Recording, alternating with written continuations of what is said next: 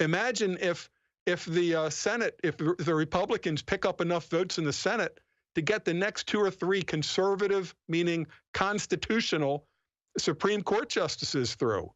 Then they're going to feel like they've got nothing left but violence, because they're never going to say, maybe we were wrong. You know what? Maybe the conservatives are right.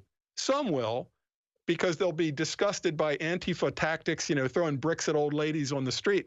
But many will then say, there's only one thing left, and that's to go from violent street protests to Ted Kaczynski tactics or false flag sniper tactics. That's going to happen. We're kidnapping the children of the Trumps, or taking out Rand Paul's family, like somebody was just arrested for.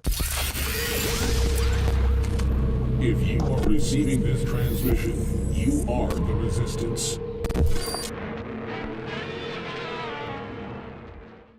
Matt Bracken with you again for the next half an hour. Something that's important to understand is sometimes the enemy, they're evil, but they do come up with some good tactics. If anybody out there hasn't got a copy of Alinsky's Rules for Radicals, you keep hearing about this and maybe you don't really know what it is. Alinsky studied the mafia in Chicago. He applied what he learned from the mafia tactics, which include extortion, terrorism, propaganda. He created a manual for running labor unions and then for running cities using mafia tactics. And it's really brilliant. It's evil, but it's really brilliant. If you don't understand, if you don't have a copy, get a copy, learn it, and really, really absorb it. One of the things that I like to do is flip these things around on the progressives. They think, they always say, make us hold to our own rules. If we're Christians and we believe in the golden rule, they use that as leverage against us. They'll stick the knife in our back at the moment that it's tactically, beneficial to them. But until that moment, they'll lie to our faces about their intentions. So I say, don't do it. Never take the left at face value as being sincere. They lie. It's what they do. If they came out and put a hammer and sickle on their hat, it would hurt their cause right now. So they don't. So anybody who is for open borders in 2018 is either a neo-communist, no matter what they would call themselves, leftist, progressive, ultra-liberal, social justice warrior. They're neo-communists, or they're Lenin's useful idiots. They just don't know any better. They see the crying child picture, it tears at their heartstrings, and they're just useful idiots.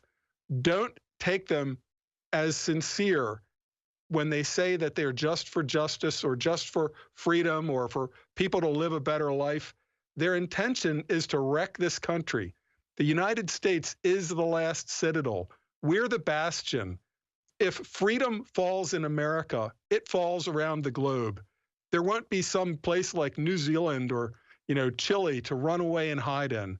If freedom is lost here, it's gone everywhere. That's why we're the main target. And the newest tactic of the neo-communists is open borders. Just to flood the zone, flood America with immigrants who don't care about the Constitution. They just want the benefits.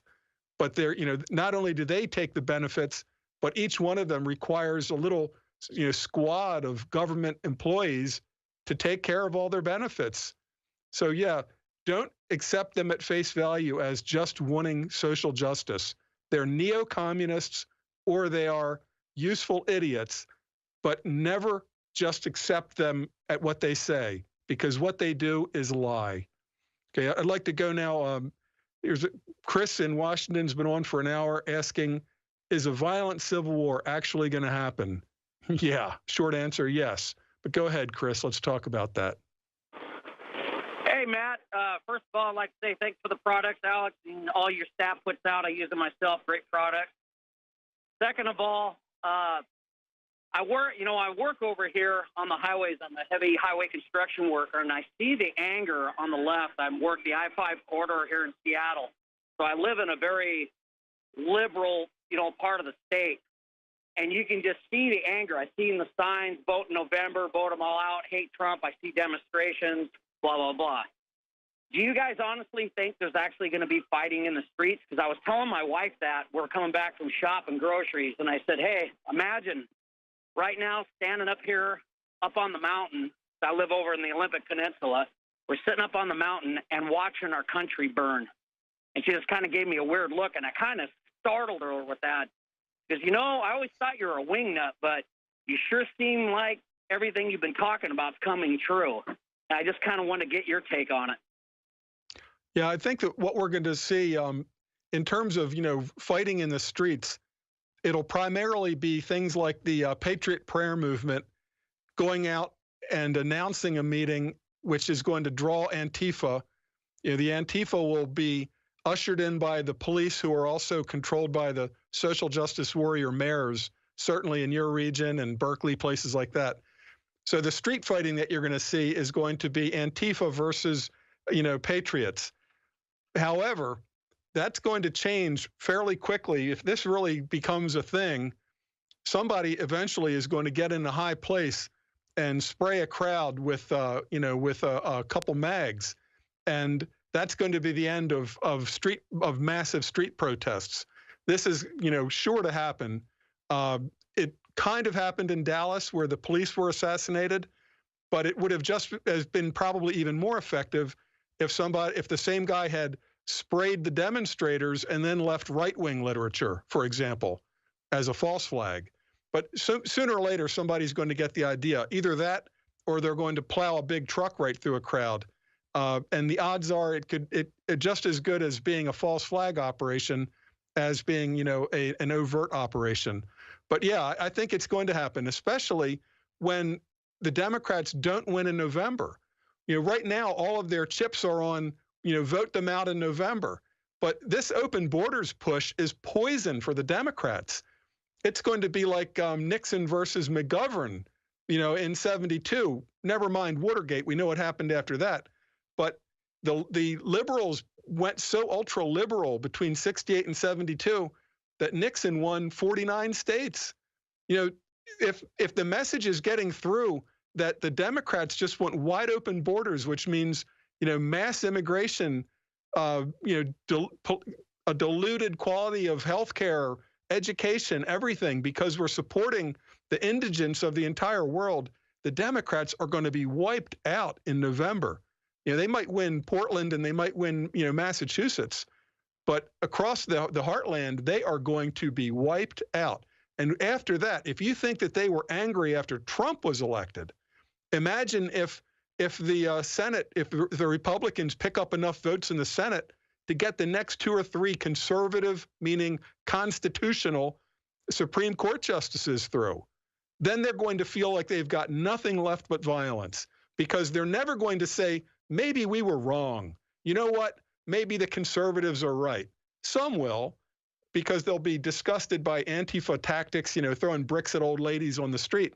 But many will then say, there's only one thing left, and that's to go from violent street protests to Ted Kaczynski tactics or false flag sniper tactics. That's going to happen. We're kidnapping the children of the Trumps, or taking out Rand Paul's family, like somebody was just arrested for. Yeah, I don't see that there's any back down, and I think that the Republicans are going to win big in November, and then the remaining progressives are just going to totally lose their minds and go for violence. That's what I see happening. I don't see what else can happen. I'm going to take the next call, and then we're going to talk about it after the break also. Sean in Iowa, if civil war broke out, what should we do? You want to expand on that question until we go to the break there, Sean? Yeah, absolutely. Go ahead. You've got it. Yeah. Matt, I really want to thank you for your service to this great nation, first and foremost. Thank you. What are your suggestions if this does happen? Which I really hope it doesn't. But I love this country. I do not want to see this country become a communistic dictator asshole. If you understand what I'm saying. What are your suggestions? What are your suggestions for us patriots that love this country in the case civil war does break out? Well, I think that you need to harden up your own family infrastructure.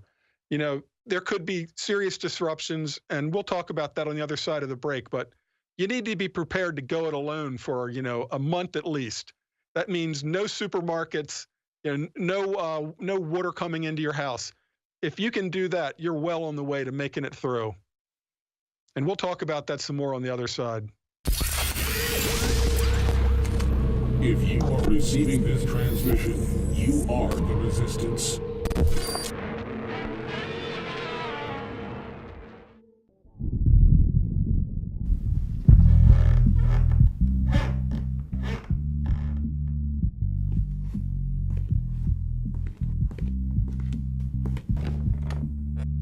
Donald Trump. I wrote you, but you still ain't calling. I left my cell, my pager, and my home phone at the bottom. I sent 2 letters back in autumn, you must not have got them. There probably was a problem at the post office or something. Sometimes I scribble addresses too sloppy when I jot them. But anyways, what's up, man? How's your daughter? I know you probably hear this every day, but I'm your biggest fan. Anyways, I hope you get this, man. Hit me back, just a chat, truly yours. I can't stand that motherfucker, and I feel like he's not paying attention to me. Okay. And I was kind of waiting for him to say something. Like his Twitter fingers, yeah. Yeah, and for some reason, he didn't say anything. This 4th of July is special. Everybody can see it, they can feel it. The globalists are attempting to kill a worldwide awakening to their tyranny. And America, yet again, is at the heart of the resistance to the globalist. That's why this 4th of July, I'm asking all of our great supporters to think about InfoWars now more than ever. And what would the world be like if InfoWars wasn't there resisting the globalist? What would have happened if you hadn't supported InfoWars?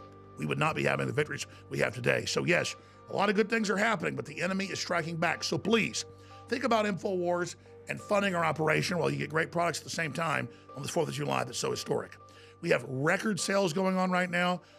Free shipping on hundreds of different items. More than 20 items are 50% off, like Brain Force Plus. X2 is 40% off. Knockout Sleep Aid, $17.76. Silver Bullets, $9.95 colloidal silver. And free shipping, you can't beat that. This 4th of July is special, and our sales are special to match it. InfoWarsStore.com.